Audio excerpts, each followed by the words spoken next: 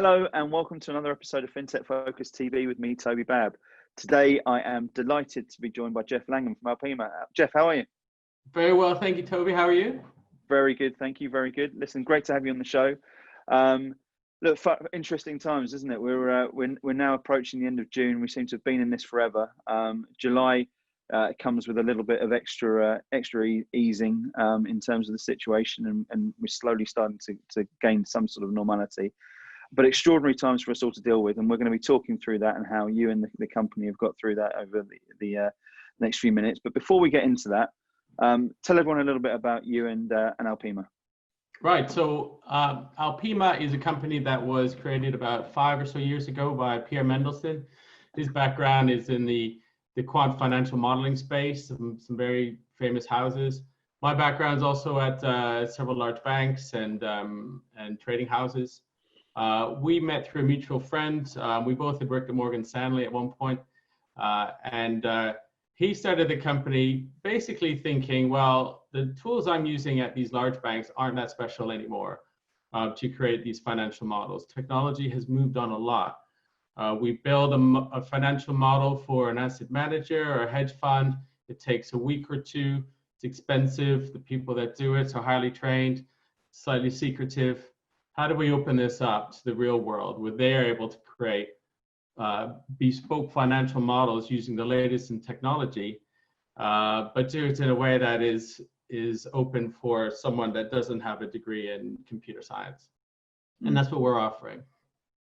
And it's been going really well. I've watched the company. I think we probably first met 3-4 years ago now, amazingly, and steady growth all the way through it.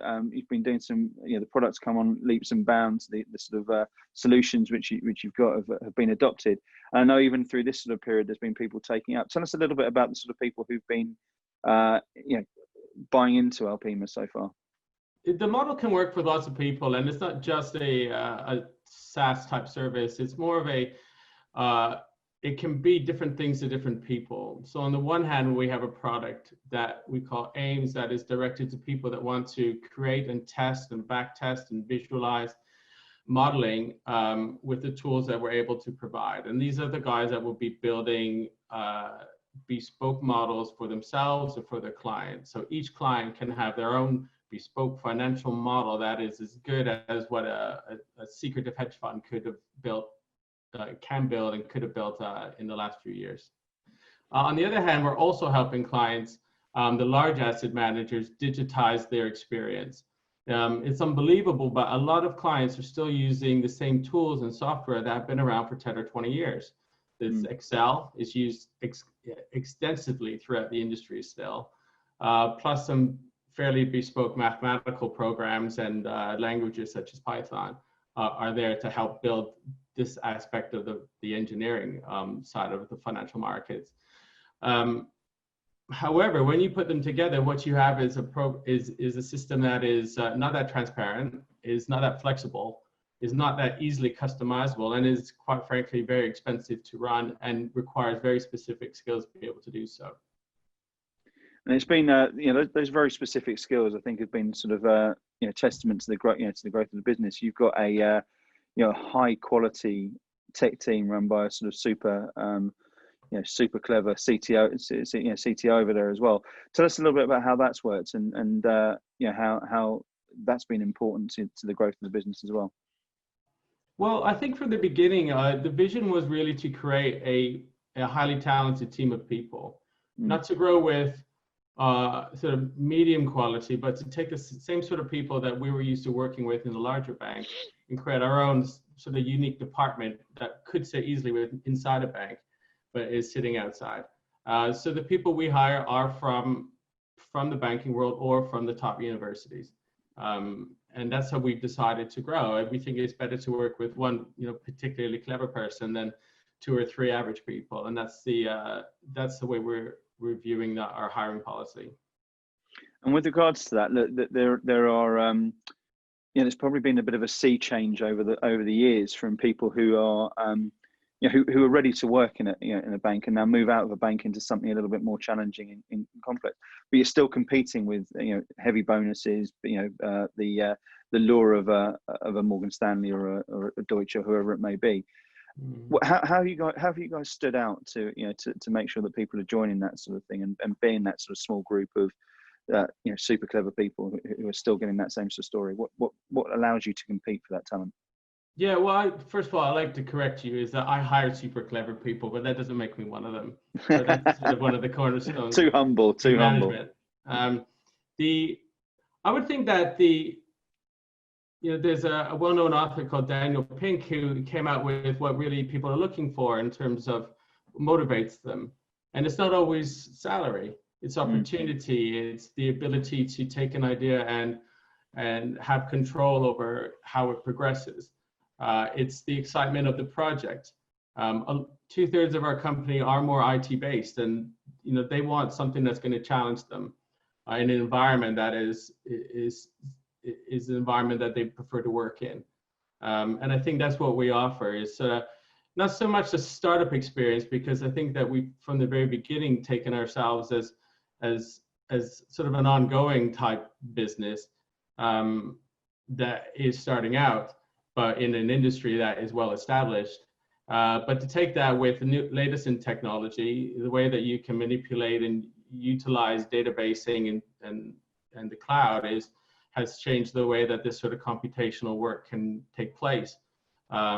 We don't have a big server room or support team or Cisco or that anymore. It's not required. We have 25, 30 people, but I would say you would need 50, 80 people to do the same sort of work 10 years ago. I think that's really what is attracting people to this, is they're able to log in and work with this type of technology, but have the freedom to express themselves and to develop ideas. I think Dan Pink calls it mastery, autonomy, and purpose, doesn't he? When he did that, but I think one of the key things as well behind that is good people attract good people, and one of the trends that we've seen in technologists is people wanting to get to know that team and to really see people there who are going to challenge them and improve them from. Which I guess is the journey towards mastery at the same sort of stage, which is a big part of what you guys have done. And it's a really interesting phase that you're at now, because it's 25, 30 odd people as a business. And you're seeing that business sort of develop from, as you say, the startup phase all the way through to the we're getting to the SM of the SME sort of equation now. Tell us a little bit about, and then all of this has come in and from a business that was very much centered from working in an office together, and experimenting with a little bit more flexibility and work from home, and that I know you've done. How's this impacted everything? How have you kept that sort of squad together? Well, it's a learning experience for sure. As a company, we prefer to be working from the same place, or at least up until March. We had instituted a one-day work from home policy up until then. As a largely technology-based company, it worked well with that type of role. It's now instituted obviously across the company, and for the last 3 months we've all been primarily working from home. A few people have been coming into our central London office, but that's mainly because they're located in central London and can walk or run or bike in without too much trouble, or they want to get out of their room, which for some of them is a fairly small place, and our office is nice. I think going forward, we're going to see ourselves out for the summer and work from home primarily, I think, until at least September. People who live outside of town or people who have childcare requirements have specific needs as well, and I'm one of them, where there's not the ability to get childcare for people who have more than one child, and some are at school and some are not at school, and so on. From September, we'll see. I think into the end of the year, we'll be in the situation where most people will work at least several days from home. Those that can't come into the office may choose to come in. I think longer term, we'll find that people will want to come into an office again, I think, next year, if possible, if safe. They'll want to come into a nice place to work, and it will be another thing that attracts them to a company as it was before.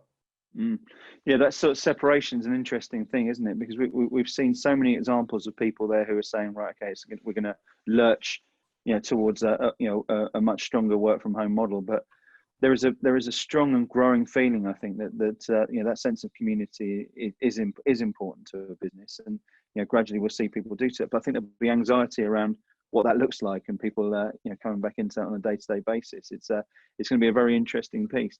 What does that mean for productivity and such? Like, I mean, you guys have I think of all the people I've spoken to over the last few weeks, there's probably 40 people I've interviewed on the show. It seems it's been really durable, the fintech sector, and people have done well in spite of the conditions. Tell us a little bit about how you guys have done productivity wise and in terms of BAU.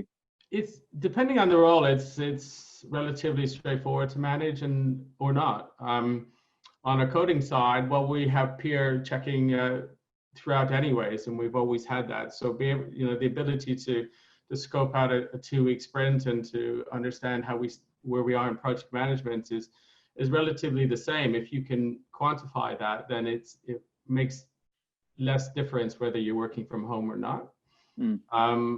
On the other side of things, it's client engagement, sales, the work I do on more of the planning of the company. It's I think it can be difficult if you don't have that teamwork or the ability to brainstorm in person.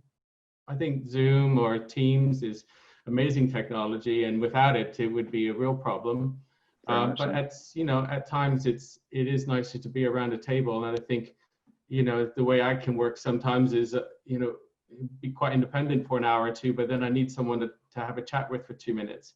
And to constantly sort of ring someone or video someone out of the blue on Zoom we haven't quite figured out our entire etiquette on what is right or wrong there, and whether you should be glued to your seat or not. And if you're not there, then how do people view you, and so on. So some of that still needs to be ironed out a little bit, I think, for all. But I can't give you a number on percentages of efficiency and so on. I think we can work just as efficiently in many areas. In some areas, I think that there's probably some drop off.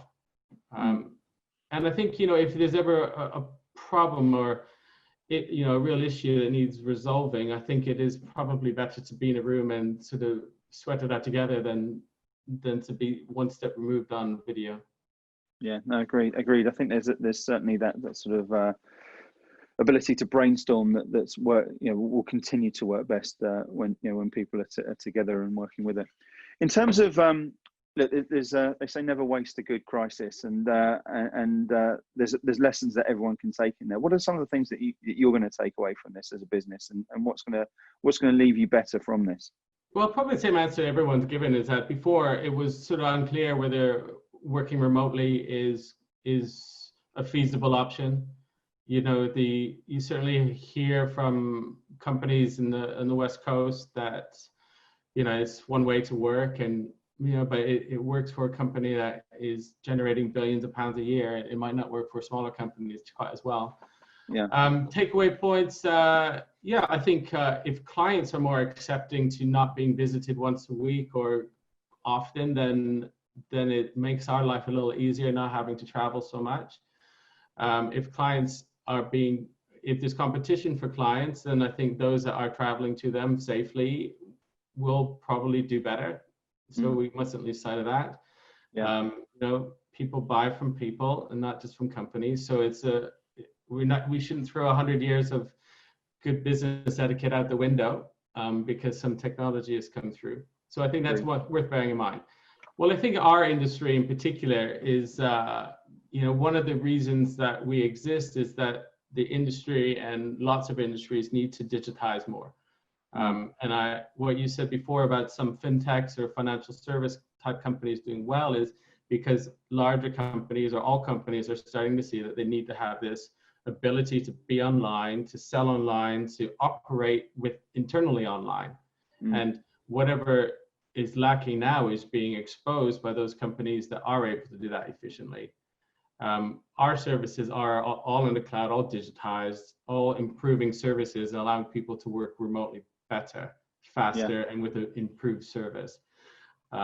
We offer the ability for clients to have customized financial portfolios built with the latest financial modeling. So what that means is you can have customized portfolio built for you, but it's largely based off a low, medium risk type strategy that's already pre-baked. A robo-advisor will just vary the amount of bonds in your portfolio, for instance, as a simple approach. What we will do is we offer the ability to put your products in a portfolio, apply the financial models to them, and allocate efficiently. That will improve the performance of that portfolio. We can do that at scale for a company. So that type of work requires less human interaction, but some human interaction. It's given the bionic powers to portfolio managers to be able to take their ideas and then to spread them amongst their team and usually their end client as well. Yes, I think that's a massive point, isn't it? And every time we've heard about companies that have done well all the way through this, it's been companies that have improving efficiency and sort of adopting technologies that allows people to to perform better at the moment, which is a classic sort of case in any sort of fintech business. But I think with cloud adoption and digital adoption never being higher, it's businesses like yours that have been able to sort of probably be adopted a little bit more. Have you seen people being more open at the moment and procurement phases being easier to get through right now? That's a difficult one. I think a couple of months ago, I would have thought it would have been near impossible to get through to anyone. But we are seeing, clients open to having discussions with us. So it's, but we were saying that before, but it hasn't stopped, is what I'm trying to say. It's continued. And I think perhaps people with a bit of time at home have a little bit more time to look to the future and not just focus on the firefighting that they might normally do. Yeah, I think there was that initial phase where everyone suddenly just contracted, didn't they, and said, right, okay, let's take stock. And as that sort of continued out and people got more comfortable in their own skin, so to speak, people have looked at very more products. And I think it's a great time for as crass as that might sound from a humanitarian point of view. I think there's a great opportunity out there at the moment for people to really position themselves and speak to people and put their products in front of people right now. And as we've been seeing, as we come into July, one of the things that's been really noticeable throughout June is a sort of reinvestment back into sales teams and how people are starting to rebuild their sales teams to to go out there in a different way, a very different sell, very cautious approach to it. But I think people are recognizing that there is a big opportunity here for people to be much more agile and invest more in new technology that's going to help them out through it. Speaking of opportunities, what's your take on the market and the blueprint for the sort of next year ahead and how the industry recovers? Well, it depends on which industry, but the ones we service are, well, I think that many of our clients are very well established, large AAA type companies. And so, the question isn't about them surviving. It's more about how they're going to navigate through the next 12 months. But then really it's also for them to figure out how they're going to service their clients for the next 10 or 20 years. With fees declining year after year, margins compressing, it's been, it's a difficult time, I think, for some to distinguish themselves. Why not just buy an ETF instead of what they offer at 0.5%? But there are better ways to service your client. You can create these products yourself, so you don't have to pay the large house 1 or 2% for the privilege. Or you can, like I said before, really offer a solution for the client and even involve them in that solution. You can impose their views on your portfolio, or you can include other investments they have into your portfolio and optimize that as one. That type of work is really only available to the most senior of clients, but it doesn't need to be nowadays. I think there's two elements there that sort of spring to mind from conversations I've been having, which is both increased collaboration, so adopting and putting various different companies together to provide the ideal suite of solutions for people, but also fragmentation, which you sort of points out there a little bit as well. People where we're going to see a much bigger playing field, and even down to people who I know on a personal level talking about not necessarily going back into their hedge fund or their bank and doing something a little bit different from home and that sort of trading landscape, I think, can become really interesting from it as well. I think we'll see certain things that will make it a very interesting and different world from it as well. Tell me who you think you can really help at the moment. Who should be reaching out to you, Geoff, and using Alpima right now? I think the two core audiences right now are asset managers and private wealth client type houses. Between the two, we offer a slightly different product for both clients, and we can integrate quite well into either model. We tend to find that clients have amazing processes, they have amazing analysis, but they're not as good at putting it together into a package that they can offer at scale to their workforce. And that's where we're coming in. We're implementing our model into their existing technology, very thoroughly testing it and then rolling it out. And we've had great success that way. So both those types of people can really benefit from our platform. Okay. And what's next for the business? What's exciting on the roadmap? Well, we've got a few things. We have applied for several patents on some of the technology, and they're pending at the moment, but they're very impressive and they're being utilized in our platform. So we're hoping to hear back from that fairly soon. Second, we have acquired clients over the last 12 months that we're busy building for and implementing our solution, along with servicing our existing clients. So we're basically looking to do a great job for those guys, but also to acquire some new clients along the way. I think that's been a really interesting part of the companies that again focused on those clients during this period. I know you've spoken about this a lot. It's so important at any stage to look after your customers, but you guys seem to have really gone above and beyond to make sure that happens throughout this time as well, particularly with newer clients as well. What are some of the secrets you can give from that? I think first of all, we have to make sure we have the right amount of resource to be able to fulfill that job. So hiring through this period has been something that's been interesting. Having people work for us that we haven't met in person is new, but we have hired several people through this, primarily in the areas to service our existing clients. If you have the budget, I think that's something that you must maintain. Clients will notice because other companies are doing it. I think planning for the future is obviously important. Sound fundamentals, control your operating cash, have a good eye for your accounting. Some of the basics like that is fundamental in this period. At some stage, business will come back and fundraising will continue and growth will come from investment. And, it's a good time to position yourselves to take advantage of that. And with regards to that sort of, hiring people through that and having people in your team, I bet that's not something you'd ever thought you've been doing when you started the business. How's that gone? Oh, it's been great. The guys we've hired have been terrific and slipped in quite well. I suppose that some of the people we've hired more on the technology side and also on the client engagement side are, I suppose, more used to operating on a work from home or remote type basis to begin with. So they slipped in very seamlessly into our model.